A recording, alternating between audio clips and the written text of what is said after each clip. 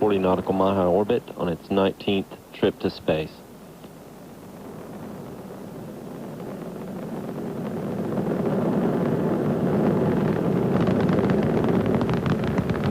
Discovery speed already 400 miles an hour, altitude 9,000 feet. 3 engines on board Discovery now throttling back to 2/3 throttle to prepare the spacecraft to pass through the area of maximum air pressure.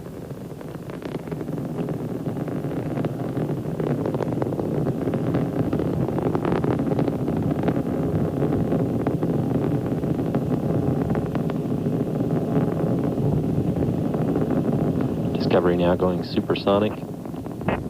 Speed now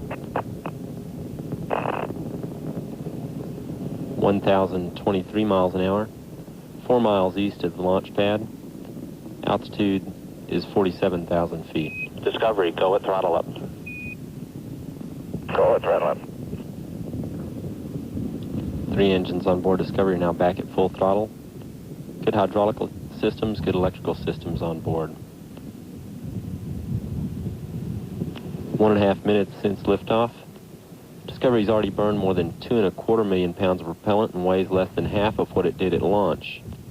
Flight controllers now be standing by for burnout and jettison of the twin solid rockets.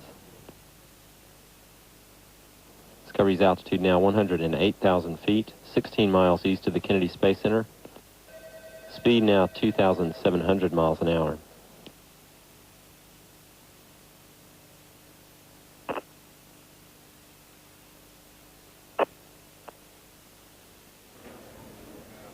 There go the solid rocket boosters, meaning that the most dangerous part of this flight is over.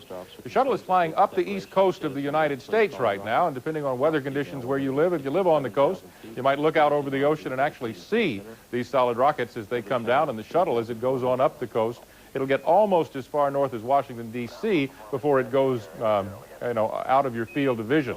The shuttle launch is scheduled for afternoon this time rather than morning, so that particular sites on the ground will be below the crew at specific times. In addition to the atmospheric observer that we talked about, the crew will launch a satellite from the cargo bay to examine the sun and the ring around it, known as the sun's corona. This satellite will record what it sees and will be picked up and returned to Earth by the shuttle for processing.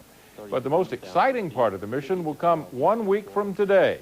2 astronauts, Carl Meade and Mark Lee, will fly around the cargo bay unattached to the shuttle. They'll be wearing new backpacks, which are supposed to propel them around the cargo bay.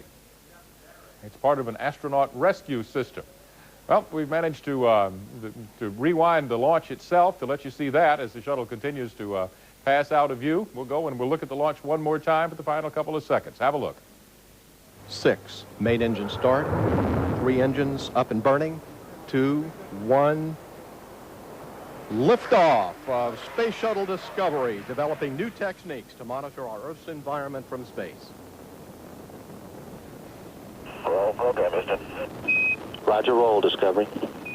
Houston now controlling. Discovery's rolling on course for a 57-degree inclination, 140 nautical mile orbit on its 19th trip to space.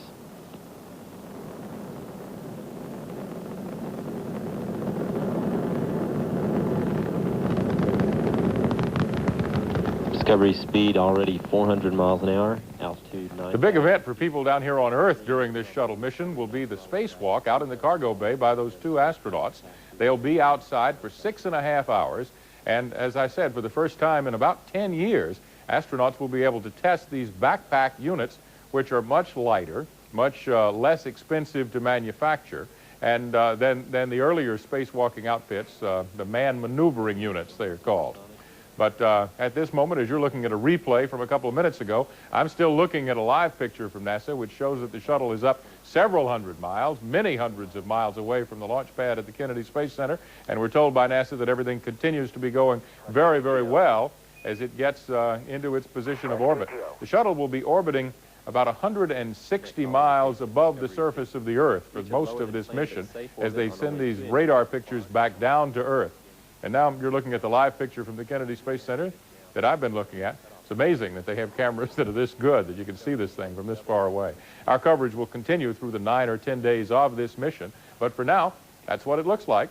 The latest from the Kennedy Space Center and from CNN on the shuttle launch. John Holloman, CNN Report.